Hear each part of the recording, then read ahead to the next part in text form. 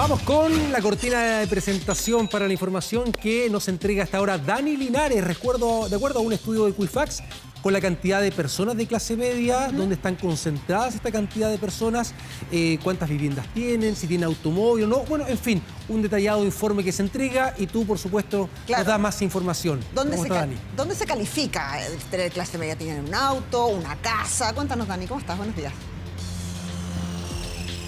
¿Cómo están? Muy buen día. Siempre ha sido muy etéreo definir la clase media en nuestro país. Vive más nunca el monólogo de Coco Legrand, que en este país son todos de clase media. Clase media acomodada, clase media media, media baja. En fin, hay que saber finalmente a qué corresponde la clase media y por ende vamos a entrar en aquel detalle junto a Ignacio Unsters, director legal de Equifax Chile, porque claro, se hace un perfil, ¿no?, de qué es esta clase media que es un número importante de personas, son 6 millones de personas. Sí, bueno, buenos días a todos. 6.200.000 personas considerando los mayores de 18 años. Y como para fijar un poco el marco, se trata de las personas que están clasificadas en los grupos C2 y C3, según el índice socioeconómico del Servicio de Impuestos Internos. Y efectivamente, como decían desde el estudio, aparecen algunas cosas bastante llamativas, como esto de que la gran mayoría no tiene vehículos ni bienes raíces.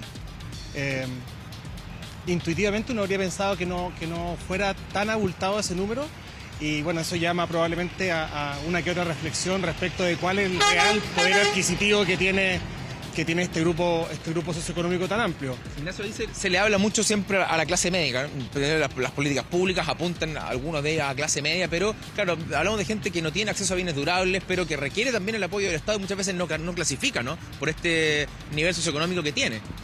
Bueno, eso es probablemente el gran problema, porque las políticas públicas normalmente tienen un corte objetivo que es ingresos. Entonces, estamos viendo, por ejemplo, que el grupo C3 son personas cuyo grupo familiar, calculado sobre una base de 4 integrantes, tienen un ingreso promedio de 1 millón de pesos.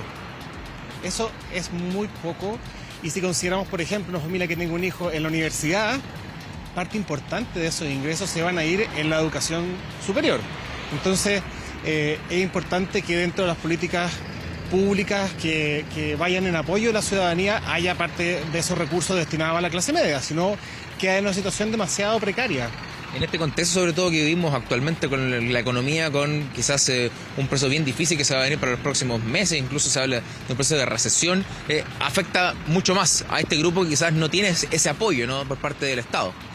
Absolutamente, y además tenemos una cosa real, que es el aumento de la inflación muy por sobre lo que ha sido los últimos años, lo que ha hecho que el poder adquisitivo real de esas familias haya disminuido considerablemente. Muchos de ellos además ya tienen morosidades publicadas, o sea, ya tienen un problema de acceso al crédito antes de que esta situación que aparentemente amenaza con llegar pronto de la recesión se instale. De estos 6.200.000 personas, más de 1,5 millones tienen algún tipo de morosidad publicada. Entonces, se hace bien urgente ir en ayuda de ellos. Se hace cuesta arriba en un grupo familiar que son más bien pequeños, ¿no? Según lo que ha demostrado esta encuesta, son de pocos hijos y algunos de ellos no están casados tampoco. Sí, bueno, una de las cosas, ya vimos la parte patrimonial con los vehículos y los bienes raíces, pero también desde el punto de vista familiar hay algunos hallazgos que se pueden comentar. Por lo pronto, en su mayoría están casados. El número de hijos más recurrente es 2, pero también hay un porcentaje importante, cerca de un cuarto, que no tiene hijos. Todas estas cosas obedecen a cambios que nosotros hemos podido ver en otros estudios que hemos hecho, donde la conformación de los grupos familiares ha cambiado considerablemente en los últimos 5 años. El matrimonio ya no es, digamos, un paso lógico, para nada, y las familias se han ido achicando. Claro, además, bueno, viene de la mano del presupuesto también, lo decíamos, el presupuesto familiar, cuando son más en la casa, hay que dividirlo entre más integrantes. ¿Qué otros datos relevantes también se valgan de este estudio? Que yo le decía al principio, uno cuando piensa en la clase media piensa en un grupo bien etéreo, bien amplio, ¿no?, por las características que presenta, por el número de población además. Sí, bueno, geográficamente están distribuidos de una manera bastante típica, diría yo, porque la concentración mayor se encuentra en Santiago, en la región metropolitana, y le siguen Valparaíso y Biobío. Y dentro de Santiago, Puente Alto, Maipú, San Bernardo, Santiago, Las Condes, Pudahuel son las comunas donde se encuentran más personas de este grupo. Las deudas En el grupo C2 están en el orden de los 2.7 millones de pesos y para el C3 1.6. Y si uno lo lleva a eso a la comparación, 1.8. Si uno lo lleva a eso a la comparación con su ingreso, llega a una relación más o menos parecida de que tiene que destinar 2 sueldos completos a pagar sus morosidades para poder salir de las publicaciones. Ignacio, vamos al estudio, ampliemos esta conversación. Está Gustavo Huerta con una consulta. Sí, exactamente. En un segmento que muchas Hola, veces Gustavo. se señala que los límites de la clase media son bien difusos, que de repente es difícil abordar cuáles son sus necesidades específicas, ¿no? Que si bien tienen acceso a bienes durables, necesitan un apoyo tanto del ámbito privado como del ámbito estatal también, ¿no? Bueno, absolutamente. Yo creo que hay un tema que se ha dejado un poco de lado y que es la importancia de la educación financiera. Cuando existe una limitación de presupuesto más o menos aguda como la que tenemos hoy día, saber administrarlo adecuadamente, probablemente postergar algunos gastos que no sean urgentes para ver de qué manera va desarrollándose la economía en los próximos meses es un tema clave. Pero por otro lado, yo creo que es el momento de que todos esos discursos que se ven tan comúnmente en tiempos de campaña se materialicen.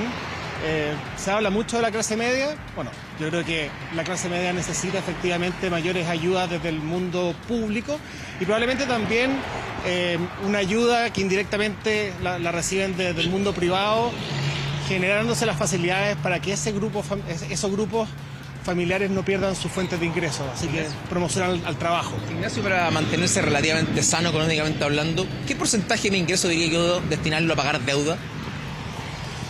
A ver, nosotros hacemos este análisis desde el punto de vista de las deudas publicadas, así que yo creo que no hay ningún porcentaje sano. Lo ideal sería que nunca te publicaran una morosidad y por lo tanto para eso tenés que estar siempre al día. Ahora, en términos de qué parte de tu sueldo tú tienes que destinar a endeudarte, aquella parte que tú puedas calcular que vas a poder pagar con el mismo nivel de ingreso. Eso es. Eso es, hay que tenerlo siempre a la mano, a la mente. Muchas gracias, Ignacio, por acompañarnos esta mañana para no caer precisamente en morosidad de una clase media que ahora tiene un poco más de característica, ¿no? Le ponemos un poco más de cara a esta clase media que tanto se habla, pero que sin duda requiere también una mirada, no repensar finalmente quiénes están dentro de este grupo que es bien amplio, son más de 6 millones de personas. Perfecto. Muy bien, Dani Linares, muchas gracias por toda esa información, también a tu entrevistado. Que esté muy bien, buena jornada. Buena jornada a ambos, gracias.